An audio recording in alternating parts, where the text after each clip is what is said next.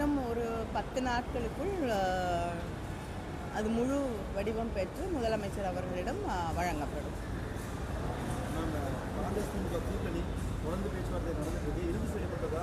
இல்லை, இன்னைக்கு காங்கிரஸ் பேச்சுவார்த்தைக்காக அழைக்கப்பட்டிருக்கிறார்கள். நிச்சயமாக விரைவில் இறுதி செய்யப்படும்.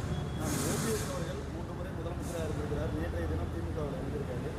ஒரு புதிய வரலாறு, ஒரு முதலமைச்சர் மாற்று கட்சியில் வந்திருக்கிறார்.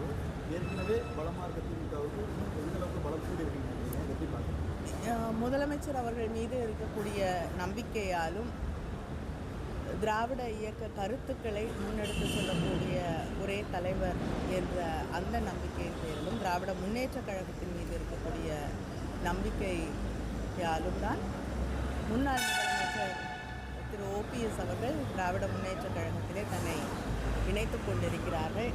இதன் வழியாகவே யார் உண்மையாக திராவிட இயக்கத்தை நடத்தி கொண்டிருக்கிறார்கள், திராவிட மாடல் ஆட்சியை தரக்கூடியவர்கள் யார் என்று தெளிவாக மக்களுக்கு தெரிந்திருக்கிறது.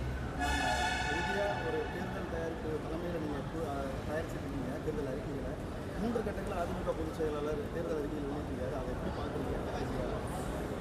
அதுக்கு பதிலடியாக திமுகவுடைய தேர்தல் அறிக்கை இல்லைங்க, யாருக்கும் பதில் சொல்லக்கூடிய அளவுக்கு ஒரு தேர்தல் அறிக்கையை இன்னொருத்தருக்கு பதில் சொல்லக்கூடிய தேர்தல் அறிக்கையாக தயாரிக்க வேண்டும் என்ற அவசியம் திராவிட முன்னேற்ற கழகத்திற்கு இல்லை. ஏன்னா யார் தேர்தல் அறிக்கையை வெளியிட்டாலும் திராவிட முன்னேற்ற கழகத்தின் தேர்தல் அறிக்கையை தான் மக்கள் நம்ப தயாராக இருக்கிறார்கள்.